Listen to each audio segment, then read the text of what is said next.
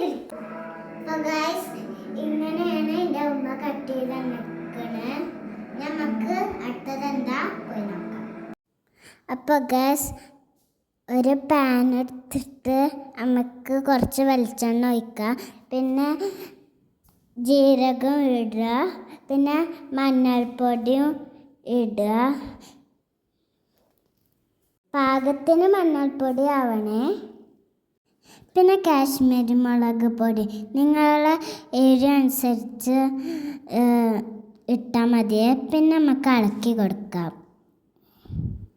ഇപ്പം നേരത്തെ ഇട്ടച്ച മാങ്ങയ്ക്ക് ഈത്തപ്പഴം പുളിയും വെള്ളത്തിലിട്ടച്ച് ഇട്ട് കൊടുക്കാം.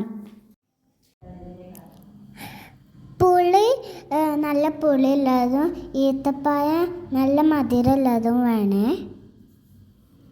ഈത്തപ്പഴം നല്ല കുഴച്ചിട്ട് നമുക്ക് അതിലേക്ക് ഇട്ട് കൊടുക്കാം.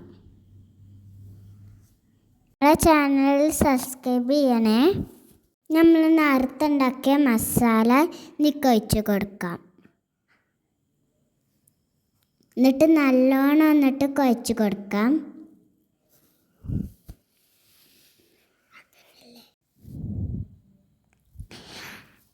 സബ്സ്ക്രൈബ് മാത്രമല്ല, നമ്മളെ ചാനൽ ആദ്യമായിട്ട് കാണണമെങ്കിൽ ലൈക്കും ചെയ്യുക, ഷെയറും ചെയ്യുക.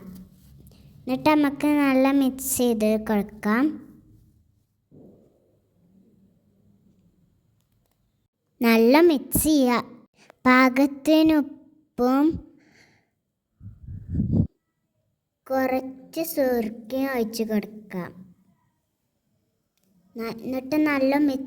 എന്നിട്ട് ഒന്നും കൂടി നല്ല മിക്സ് ചെയ്യുക. അപ്പോൾ ഗൈസ് റെഡി ആയിട്ടുണ്ട്. നമുക്ക് ടേസ്റ്റ് ചെയ്ത് നോക്കാം.